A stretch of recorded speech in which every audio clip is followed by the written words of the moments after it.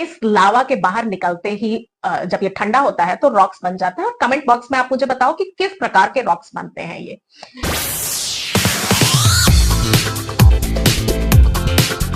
Sudden endogenic forces का एक और रिजल्ट है वोल्केनो। वोल्केनो क्या होता है? अर्थ क्रस्ट में उन ओपनिंग्स को वोल्केनो कहते हैं जहां से हॉट मोल्टन मटेरियल या हॉट मोल्टन मैग्मा निकलता है। मैग्मा क्या होता है? अर्थ क्रस्ट के अंदर मोल्टन रॉक्स को मैग्मा कहते हैं, और जब यही मोल्टन रॉक्स अर्थ सरफेस पर आ जाती है तो इसे लावा कहते हैं। तो ये मैग्मा बाहर क्यों निकल आती है? अर्थ के अंदर हॉट मोल्टेन रॉक्स को मैग्मा कहते हैं, जिसमें गैस होता है।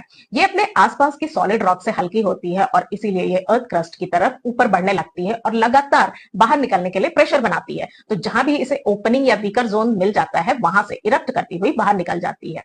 जिस टनल से मैग्मा बाहर आती है उसे हम वेंट कहते हैं। इसी वेंट के ऊपर कप शेप्ड माउथ बन जाता है जिसे क्रेटर कहते हैं, और जब इस क्रेटर में बारिश का पानी भर जाता है तो इसे हम क्रेटर लेक कहते हैं। वोल्केनोस को इरप्शन की फ्रीक्वेंसी के हिसाब से 3 पार्ट में बांटा जाता है।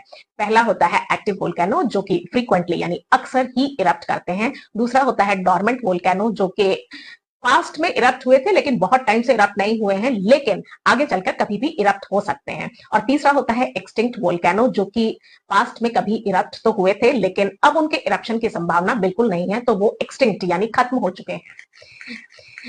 अर्थ पर वोल्केनो सबसे ज्यादा पैसिफिक रिंग ऑफ फायर में पाए जाते हैं, क्योंकि यहाँ पर बहुत सारी लिथोस्फेरिक प्लेट्स एक दूसरे से मिल रही होती हैं, जिसकी वजह से यहाँ पर वीकर जोन या फ्रैक्चर जोन बन जाता है।